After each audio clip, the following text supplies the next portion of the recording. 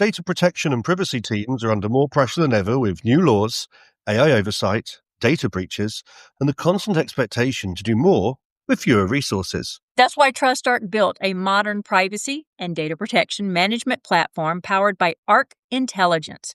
It unifies your tools, automates the work that slows you down, and surfaces what matters most right when you need it. From guided quick actions to our intelligent assistant, Ask Arc, you get credible, contextual answers backed by expert research, not generic AI guesses. Finally, privacy that works the way privacy pros work. Learn how TrustArc helps teams move faster with confidence at trustarc.com/serious-privacy.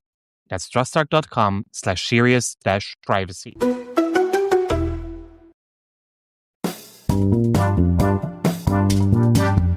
This is Serious Privacy by TrustArc. Here are your hosts, Paul Breitbart and Kay Royal. In episodes 11, 12, and 14 of Season 2, Serious Privacy spoke to the 3 finalists of the 5th EDPL Young Scholar Award 2021.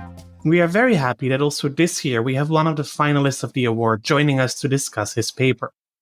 Yannick Vogel is a PhD student at a European university or a number of European universities and is hoping to obtain a joint international doctoral degree in law, science, and technology very soon.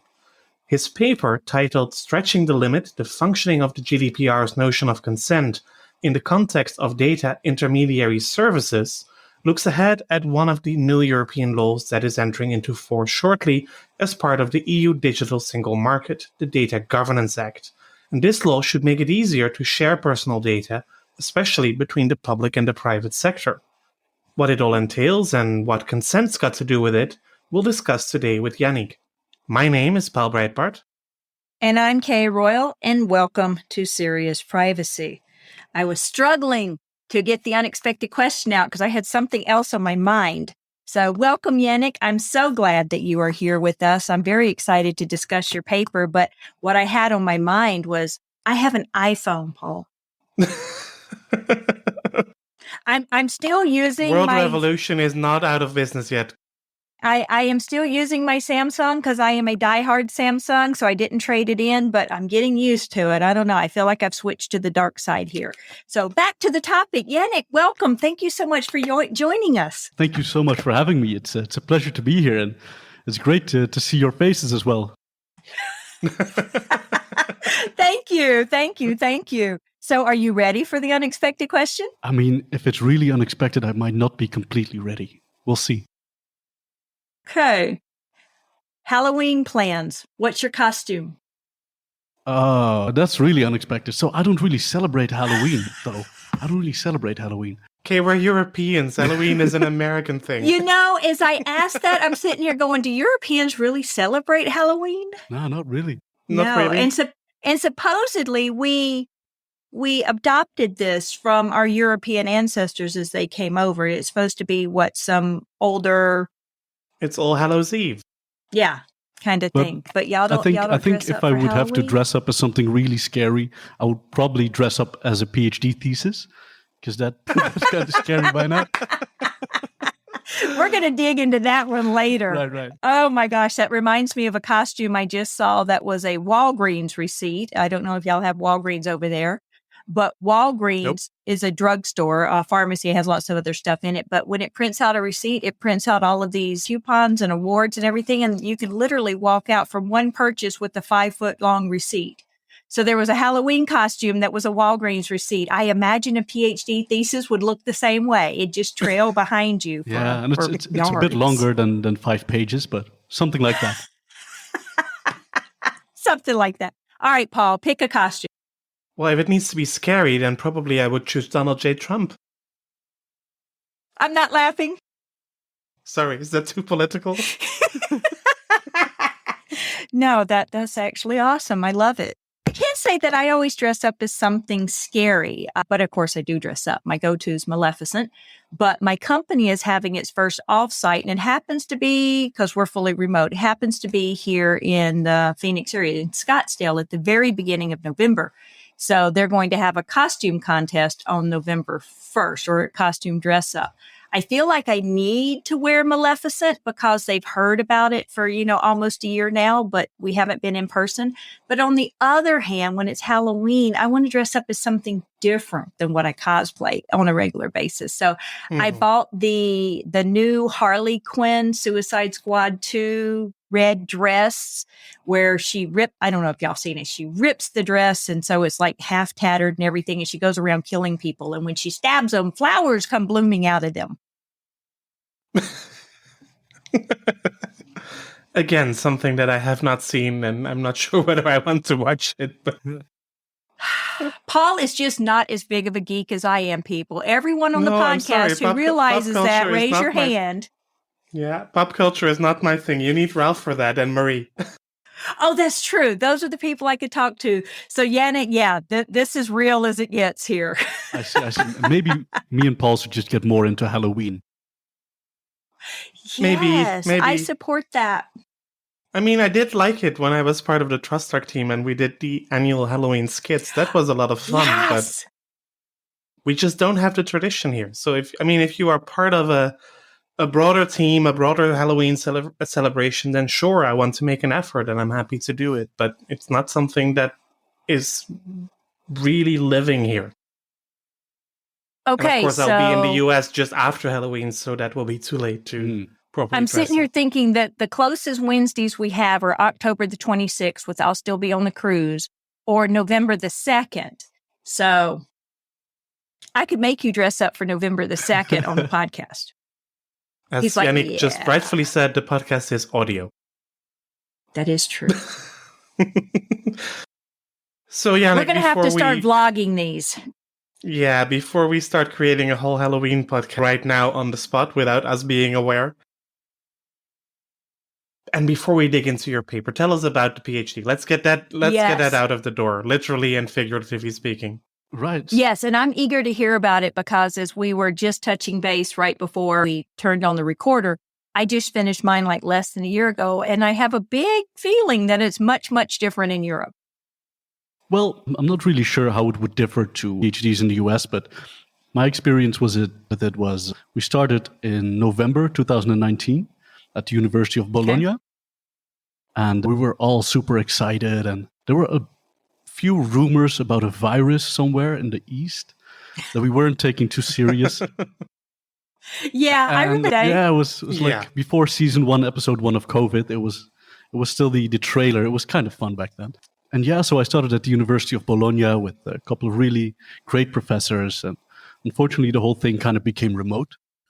Then I moved to the University of Torino. Unfortunately, most of it was remote as well. And then the University of Vienna. And the people were great everywhere. But unfortunately, they were mostly visible through a screen and not in person. But now, which kind of takes away from the whole PhD cohort, lab, collaborative kind of environment. Exactly. So it seems like it would make it much more challenging. Well, in a certain way it was, yes, but also the times which you could see each other were even better, right? So we could go to our office in Bologna and we would secretly drink a glass of wine after work there and, have some time together as well. And it really made us appreciate the time that we had as PhD students even more, just huddled up together inside of the office. Nice. Now, tell me a little bit about how this works. So did you have to have a master's degree before you started the PhD? Yeah, I think that was a requirement. I had 2, so that was no problem. Yeah. Ah, beautiful.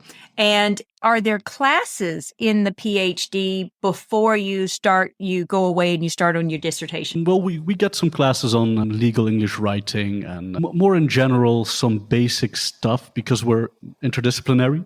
So if you don't know a whole lot about computer science, then they're just running you through the basics. And of course, you have your own niche in which you're more of an expert. But just to make sure you get the basics of a lot of stuff, you would get some lectures in that, yeah. So that is a little different here. Here, you're also supposed to have a master's before you start. But if not, you can spend your first 2 years of it getting your master's and counting towards that. But I went part-time, so put that on the table first. So we had 2 years of classes before we took a test to qualify us to enter the dissertation phase. And then, yes, they expect the dissertation and the classes and the entire program to take 10 years or less.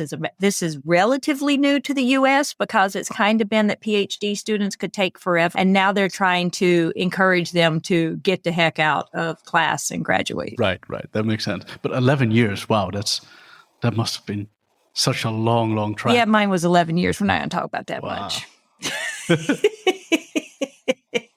But no, congratulations. And I understand that you are here today representing yourself as a PhD student. You're not representing any organization in the past or in the future. It is completely and totally your own opinion. Absolutely. Thank you. That's the academic freedom, right? So the degree is in law, science, and technology. Yeah. What is the focus? Is the focus law? Is the focus science? Or is the focus on technology? Well, that kind of depends on who you are. There's a... Well, I mean, for you. So for me, it's law. It's law, which I went a bit more abstract with. But one of my colleagues is a computer scientist, so for him it's far more focused on computer science. No, but for me, I study the notion of commodification in digital economies. So you sort of divert from everything that you know, the discussions that happen within these legal spheres, and you try to sort of abstract from that a little bit more.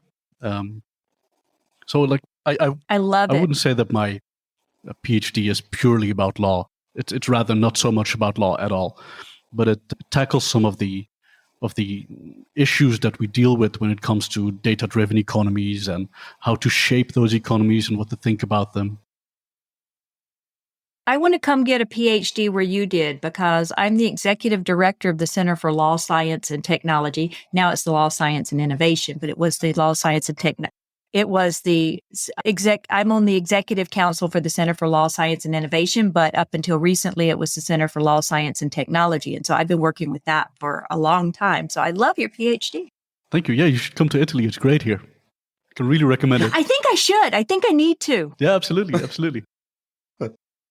Nice weather, good food, nice people. Good coffee as well. Sounds completely different from the U.S. right now. Exactly. So commodification of the digital economy. So basically using data to pay for things. Well, that's of course a part of it.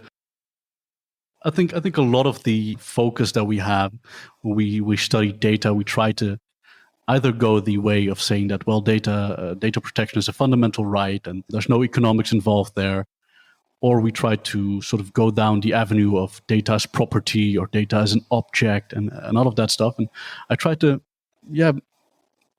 get some sort of streamline in that debate while also really focusing on the notion of commodification, which in itself is a deeply interesting subject because it's interpreted by so many people in so many different ways. So we could speak about commodification for hours and have two entirely different outlooks on the matter. Interesting. And so how does this relate to the paper that you submitted for the Young Scholar Award? Well, to be honest, sometimes I can be a bit of an abstract thinker, and I had my head in the clouds for a little bit, and then I saw this this proposal for the Data Governance Act, and I thought this might be a nice moment to be a lawyer again for a minute. And so I sort of zoomed back into the legal part, and that's when I sort of started analyzing the proposal and realizing that, hey, are we sure this is an interesting or a correct way to go about this, and how could we do things differently? And before I knew it, I was just fully invested in it and started tracking all of the changes that came from the parliament and then in the final version, and sort of build a critique based upon that. So I think a lot of our listeners have no real idea yet what the Data Governance Act entails. Can you tell them a bit more about what it is, how it will work, when it will work? Sure. So if I had to sort of summarize it, there's a big problem within the European data economy, and that's there's a lot of data, but it's not necessarily properly distributed. So there are entities that hold a lot of data, and there are a lot of entities that want a lot of data, and there are entities, data subjects that provide a lot of data, and the European Union is trying to sort of streamline all of those relationships, what they should look like, who they should benefit, all of that. And so what the Data Governance Act does is it acknowledges that, right? And it says, well, we seek to aggregate and like exchange a lot of substantial amounts of relevant data. And it provides 3 schemes in order to do that. There's a data reuse scheme, a data intermediary scheme, and a data altruism scheme. And all of those are very interesting. The data reuse scheme, I didn't focus on at all in my paper. And the data altruism scheme, I believe other scholars have tackled. But my interest was really in the data intermediaries, because it's sort of a new entity that sits in between the want side of data, sort of the demand side of data, and the supply side of data. And so they'll have a super important role, but the way in which the data transactions, if you will, or the data flows are shaped is through the notion of consent. And I thought that might not be the best reason to do so. And I sort of set out in the paper like what these relationships are and how they work and why consent might not be the best idea there. And why might consent not be the best idea? Let's get to the core of your paper. Right. So what I found is that the notion of consent is really focused on the individual, right? The individual has to understand what he or she is consenting to, has to be a clear affirmative act that is informed, specific, unambiguous, freely given, all of that. And I think that already in our current sort of data ecosystem, we see a lot of consent fatigue. People don't read it anymore. People don't really care about clicking. Fun fact, I've seen my younger sister click through data policy the other day, and I was amazed by how fast she can find the accept button, whereas I tried to find the decline button. But sorry, different story. Well, but don't you love it, the ones that build in the technology that you can't click accept until you've at least scrolled to the bottom? I mean, like, these banners, they're like a personal fascination, but let's not get into that. Like oh my God. And I didn't mean cookie banners. I meant other consents that when you agree to them, you have to scroll all the way through them, which is hilarious because, you can scroll through them in half a second. Right, but that's right, the point. But I agree. People are not reading consents. If they are reading them, they're not understanding them. Most of these consents are at a very, very high level anyway. If you were to click in the cookies and try to understand what they actually do and what the impact on the art, there's no understanding there. Exactly. And so what I was kind of afraid of is that when you try to move more data from data subjects and data holders to data users, you can go into those terms for a bit if you want to. But if you use the notion of consent, then you only put more burden on the already overburdened data subject. And it sort of continues in a way that's a bit malevolent, a bit unfair, I would say, to the data subjects, because you ask them to take into account what other people are trying to get out of them, instead of that relationship being solely focused on the data subject trying to engage with a service and having to consent sort of for that reason. I like it. I like what you said about it is not meaningful consent in having them read these notices and everything and understand it. It's true. I remember my daughters as teenagers asked, why do we tell people these things? Why do we give them notices if we know they're not going to read them? Well, how else do you tell them unless you tell them? Kind of in a vicious circle, right? Yeah, and I can understand that we're sort of basing these relationships on the notion of consent. And I see the value of true consent, especially when it's informed and all of that. But in the paper, I sort of wonder, like, are there no other ways in which we could sort of make these relationships fair without having sort of a sham consent going on all the time? And I did not see a miraculous finding. No, that's the lovely freedom of an academic. You can critique everything. We don't have to provide solutions. It's when you're a practitioner, you have to solve it. As an academic, you can point out, right. This isn't a good solution. Right. And it's not. I very much enjoyed your paper, though. In reading it, it was absolutely fascinating. I'm going to pull parts of it here, but I'm sure, Paul, you've got questions already ready on it? Well, I think I want to dive a little bit more still into the basics to also make sure that our listeners actually understand everything that's going to happen. Can you maybe talk a little bit more about these data intermediaries and what role will they have? What kind of company should we think about when we talk about a data intermediary? But they're not defined as companies, right, Yannick? Well, this is the interesting point. So I followed this legislation all the way from the very beginning. And in the early drafts, you would see, well, a data intermediary is this and that. Like, I don't remember the exact definition right now. But suddenly, in the final version, data intermediaries are gone. And there's only the act of providing a data intermediary service, which I thought was very interesting. Because why would you take these important entities out? But what they are, in all honesty, I could not completely tell you. I still don't have any idea. They seem to... That's interesting, actually. So they are responsible to process and provide an awful lot of personal data somewhere in the not-too-distant future. And we have no real idea who or what they are, but they will probably go to ask for our consent at some point to process all of that data. I suspect so, yeah. I mean, maybe we should think about them as being data brokers, something like that. Or maybe... I was wondering. Scary. But then there's a quite interesting paper by a scholar named Urbano Reviglio, who sort of goes through the notion of data brokers and sort of explains how we really also don't know what data brokers are. So that would only obscure things further. So yeah, I would say that we're kind of stuck with the data intermediary service that we see in the DGA as sort of the only thing that we can hold on to. Does Europe have the concept of data brokers? I mean, I know it's a concept, but it seems like most of the bad actors or prevalent ones are here in the US. Yeah, I mean, I suppose we have them, but as I was referring to that to that paper, like what they would be from sort of an academic standpoint is quite uncertain. And even if you read books like Zubov's Surveillance Economy, there's only like a couple of mentions, like 2 or 3, of the term data broker. Again, this comes from the paper by Reviglio.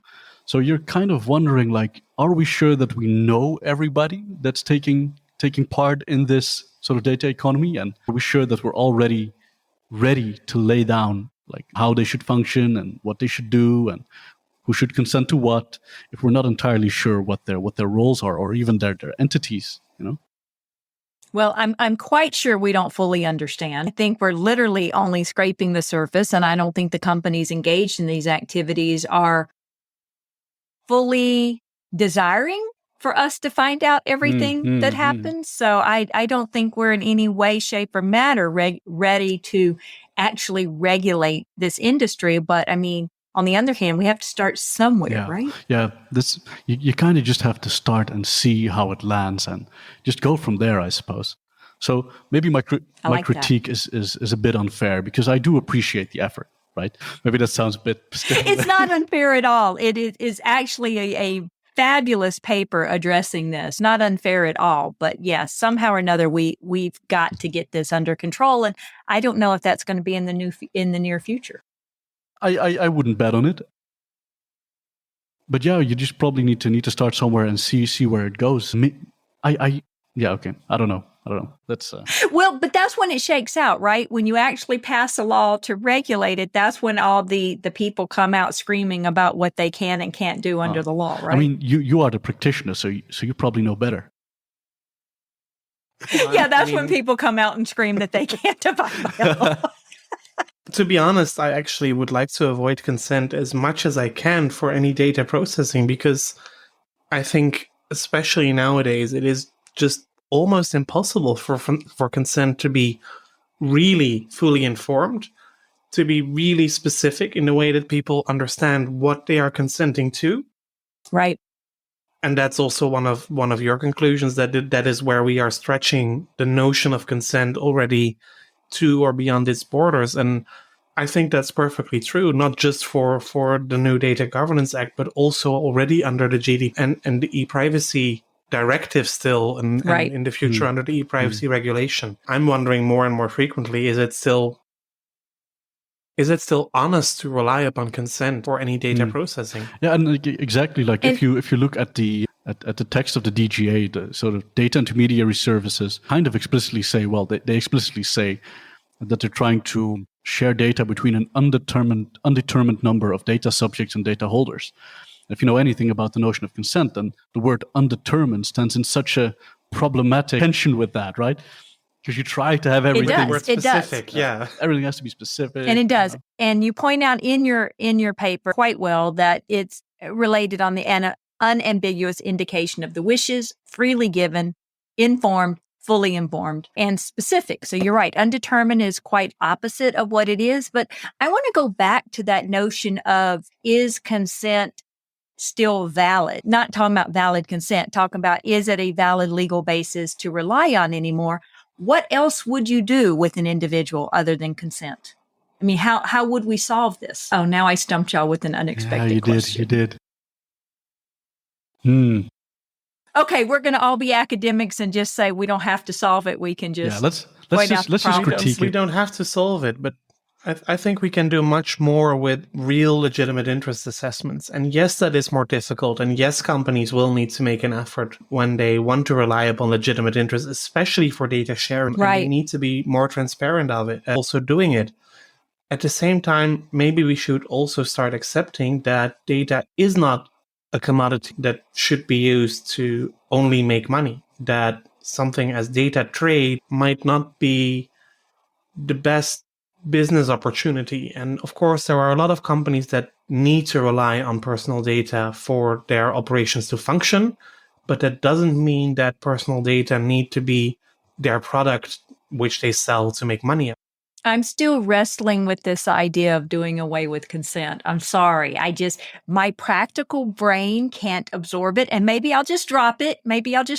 But if you're, and I'm going with the scenario that you mentioned, Yannick, on where the individuals are providing their own personal data, which is in the paper under the defining data intermediary services through created relationships. And you go through, they work in 4 ways.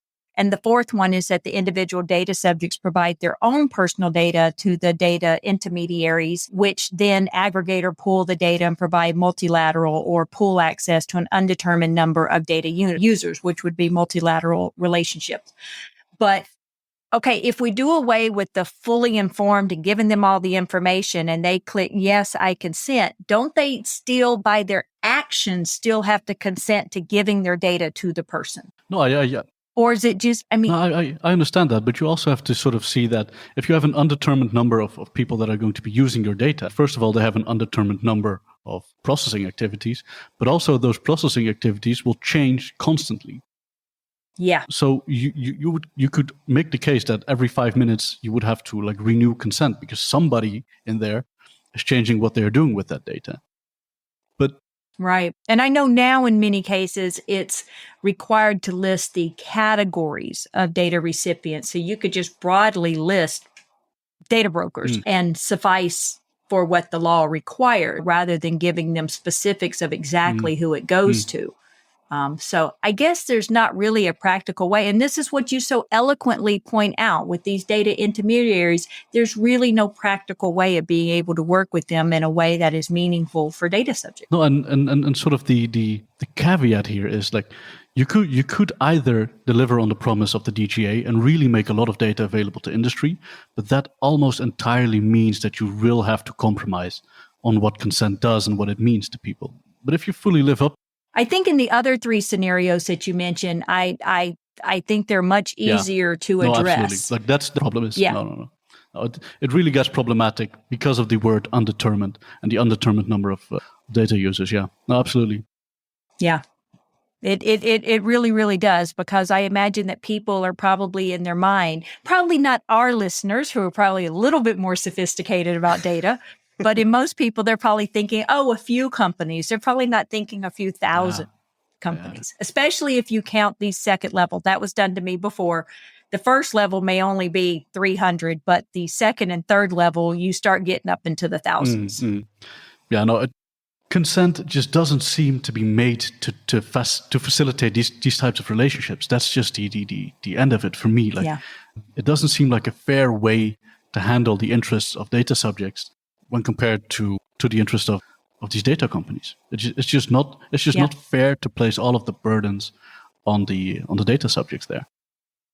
And I think you hit on it right there when you say burdens. It's not fair to put the burdens on the data subjects to understand the very sophisticated and interrelated nature of these relationships. And I could kind of understand it if I want to use a service or if I go to a website, then I'm kind of asking like, hey, I want your service and I understand that you need my data, so let's engage in this sort of yes consent, no consent type of discussion. But if companies are going to address me through these data intermediaries and are asking me like, hey, we want your data without providing you a service, without you asking for anything, how far am I supposed to go? Am I supposed to really understand all of these different companies? Am I supposed to see the dangers there clearly? It's something that I don't have time for, and I don't think it's fair to push this on. And you spend your time studying exactly, it, and you don't have and time for it. I mean, I don't understand the DGA fully, and I studied it for a while. So, but I think you hit on one of them when you talked about the DGA has left in the definition of data intermediary activities. Was that the word? Hold on, I think I'm missing the term. Data intermediary services. When they remove the definition of data intermediaries. And so to me, I thought of the fact that, well, then that rolls in not just companies that only do data intermediary services, but it rolls in other companies that also engage in data intermediary services. And so to me, I think of, let's look at social media. You go to social media, you agree that you're going to get a service in exchange for, posting on their site and, engaging with your friends. You probably don't further realize how much they do with that data for data intermediary services. So it's not even as simple as saying, I go to a site and I agree to engage with them proactively, knowing what they're going to give me. You don't know what they're doing behind the scenes. But then the problem is that these data intermediaries are supposed to be these neutral buffers between both sides. Right. So I don't believe that. I don't believe that. Where does it say they're supposed to be neutral? I don't believe that. Let me find that for a second. Neutral. Let me pull up this definition here. Hold on. Is the word neutral in here? But no, you're right. I'm being a little facetious here because I don't think they can ever be neutral. They're there to make money. Recital 33. Do what? Okay. Love it. But they're not really neutral because they're there to make money, right? How could they possibly be neutral? Yeah. I mean, again, good point. Good point. Maybe you should also be an academic and just critique DGA some more. Then people won't be relying on me to solve it because that's way beyond my scope. And let me tell you, she is an academic. She just doesn't always realize it, but she asks the questions. And I am looking to be a full-time professor. I mean, I've never hidden that. So Yannick, you mentioned, should we really make this the data subjects problem? And one of my colleagues at Maastricht University often compares the whole discussion of data protection also with the safety of a car, a smart car.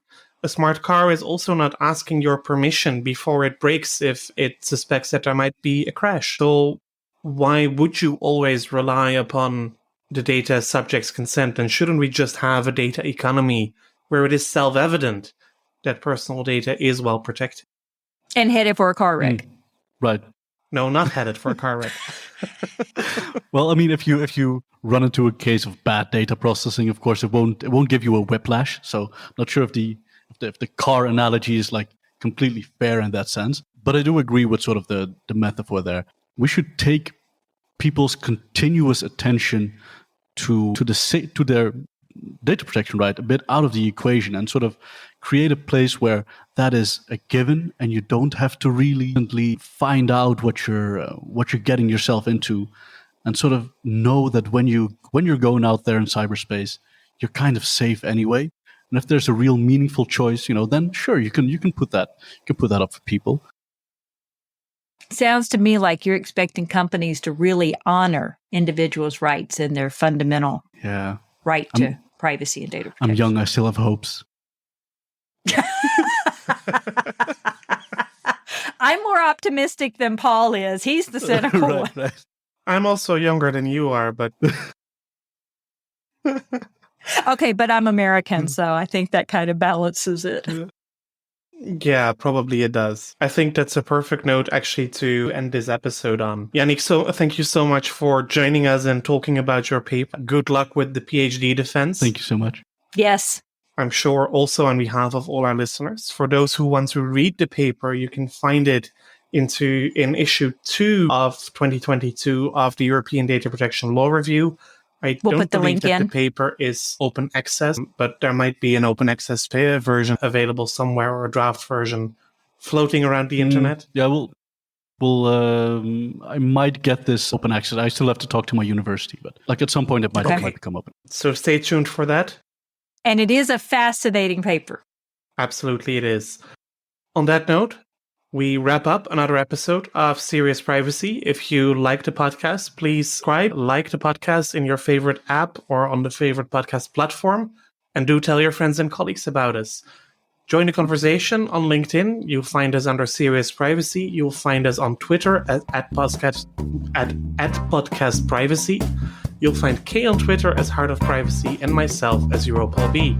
Until next week, goodbye. Thank you. Bye, y'all. Thank you, Yannick. Thank you so much. That was Serious Privacy.